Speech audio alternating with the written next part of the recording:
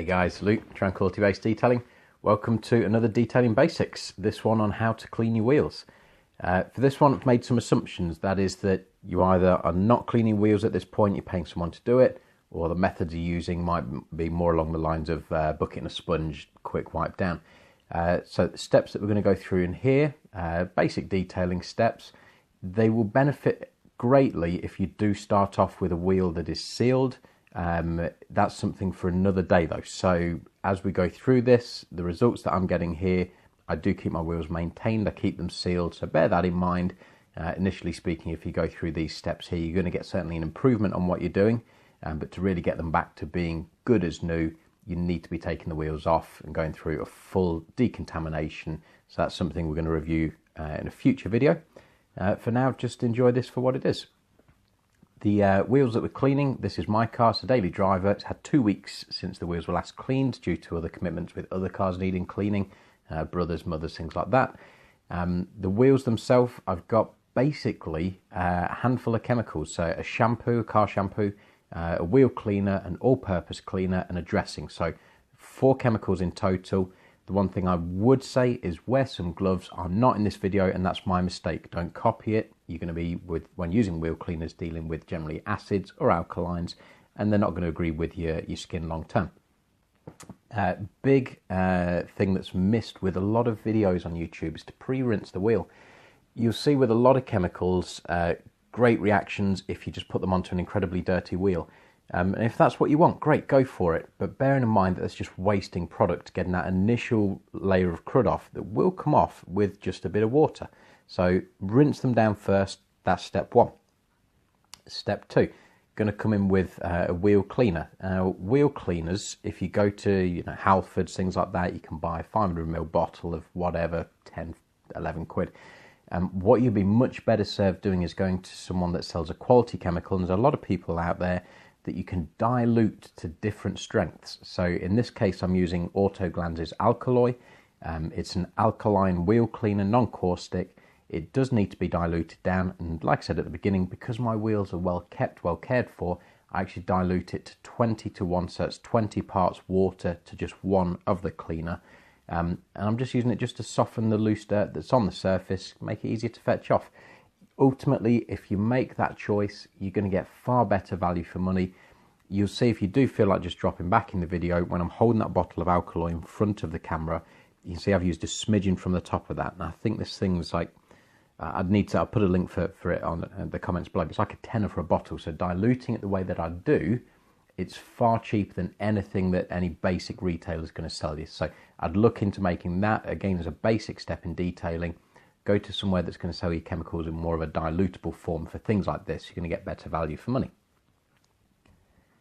So next step, you've left the wheel cleaner to dwell. You don't want it to dry. So as a little tip, anything drying on paintwork is never a good thing in terms of chemicals, things like this. So keep an eye on it. I'm in the shade, it's got no heavy sun on it.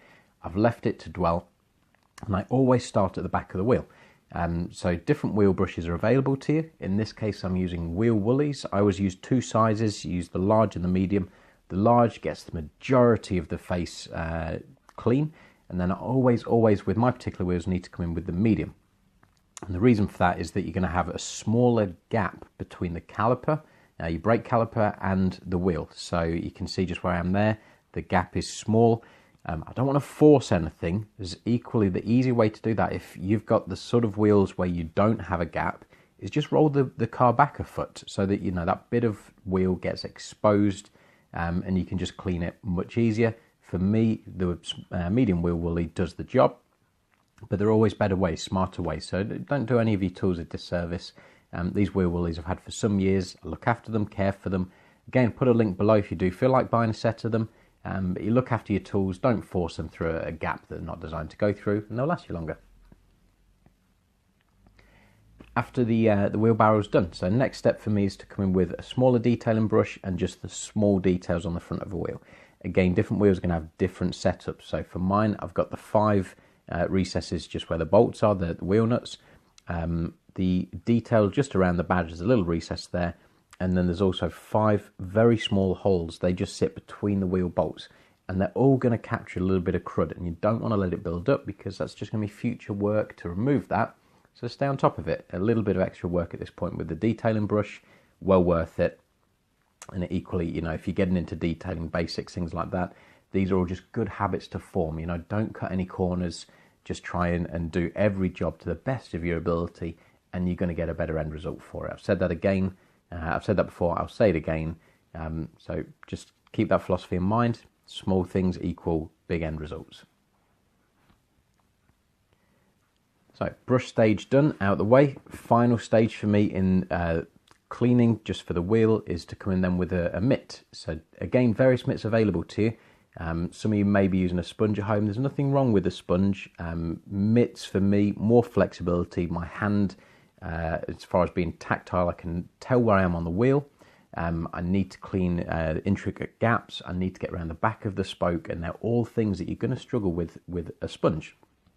You're going to see when you get into detailing, sponges do come in for a bit of a bad rap. A flat surface, catching dirt, and then just grinding it across that surface. There is a risk of damage coming in, scratching, swirls, things like that. Equally, you'd have to argue that the mitt could offer a similar risk, but the risk for me is lowered just with the mitt not being a flat surface.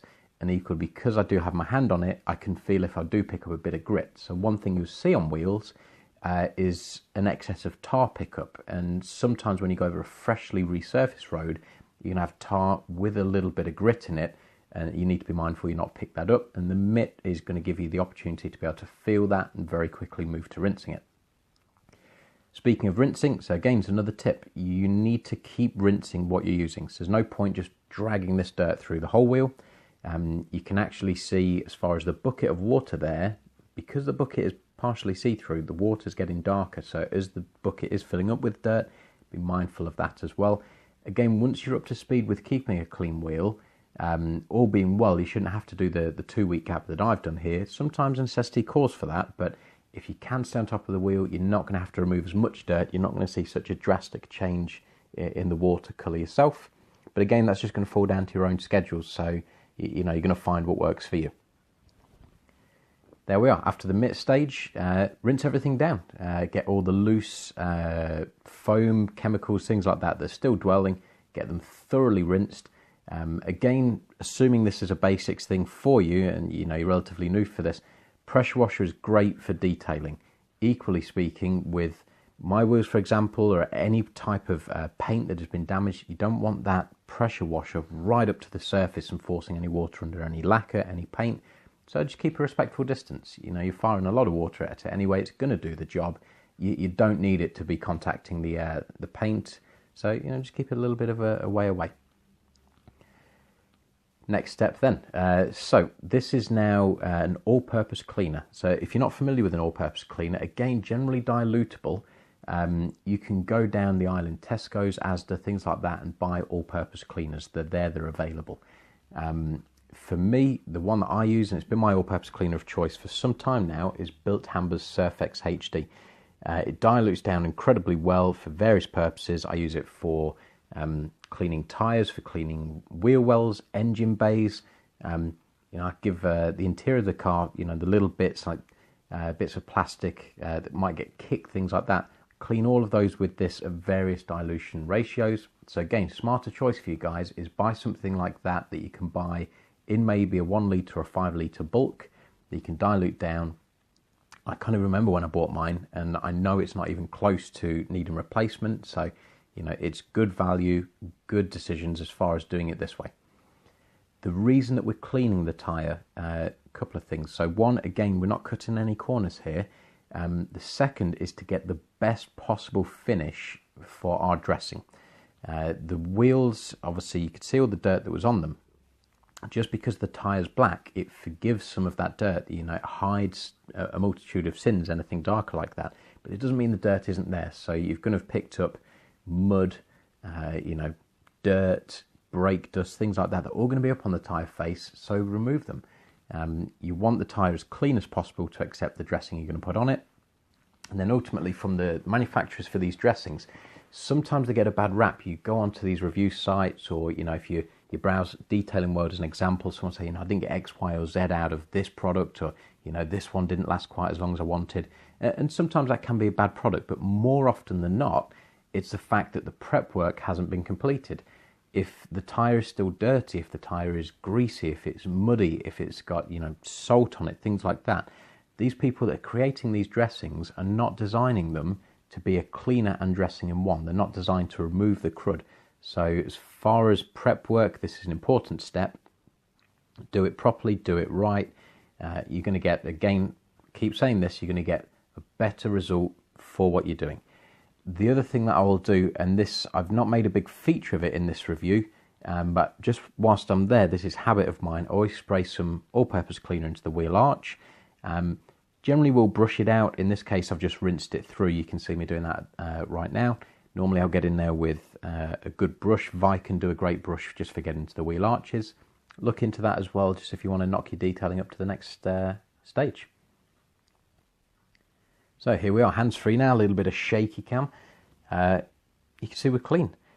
Additional steps you could throw in at this stage, choices for you, iron remover and tar remover. Both important, both key. The wheel that we're looking at here does need a hit with a tar remover. You'll see at the back of the wheelbarrows a couple of spots of tar. I've not filmed that part of the process. Again, just trying to keep this simple, keep this basic. If you're not cleaning your wheels and you do want to get into clean your wheels, key thing is clean the wheels. You know, if you look at all the additional steps that come after that, you have to draw a line somewhere and say, well, when are we going from basic to intermediate to advanced? I'll try and draw the line, and I've tried to do that here with saying, look, I've cleaned it, I've rinsed it, I'm going to dress it, we're good to go. In future videos, we're going to look at removing the wheel, iron removers, tar removers, and sealing them, and different options for sealing them. So you can wax wheels, you can use, you know, coatings like Carpro Deluxe and another type of coatings like that that are more semi-permanent. We're going to explore those in detail, so come back for that video. I'll put that up just as I can. Next step, so dressing the tyres. You have really two options for dressing the tyres in terms of the finish that floats your boat. So you can either go for a gloss, you can go for a satin. For me, I use Carpro PERL. Again, link below I'll put for that. It gives a really nice satin finish to the tyre, and that's what I like. It's like when you buy new tyres, that's the sort of finish I want on mine. If you want a gloss finish, look at a gloss finish instead. Key for me is I always use the Carpro PERL as close to neat as possible. The bottle I was using was actually diluted 1:1. Then once it's had adequate dwell time, I just come in with a microfiber and just buff everything off. It just gives me a cleaner finish. Then once I'm done with that, I'll remove any residue that's on the wheel itself. So this stuff, you don't want it to remain on the wheel, because what it's going to do is attract dirt. So dirt's going to stick to that. You'll see these people that go to the £5 hand car washes. They basically like use a paintbrush. They'll just brush whatever they're using on, but they're very slapdash with it. And you can see these wheels if you walk through car parks, things like that, and you're looking for them. It's sad, I know. If you look for them, you can see where there is the dirt stuck onto those patches. So be sure just to finish in that way. So there we are, finished product. That's everything cleaned and dressed. You'll notice with these, the difference a clean wheel makes on a car really does give it a lift. I mean, sometimes you go away, just clean the wheel, and you know, immediately makes the whole car look a million times better. As you can see, the wheels on my car, they're 14 years old. They do have some curb rash, things like that. So to have them looking as good as this at the age they are, something I'm very proud and pleased with. That's been another video in the bag. Please be sure to comment, like and subscribe, and check back again. Thanks for watching. Bye-bye.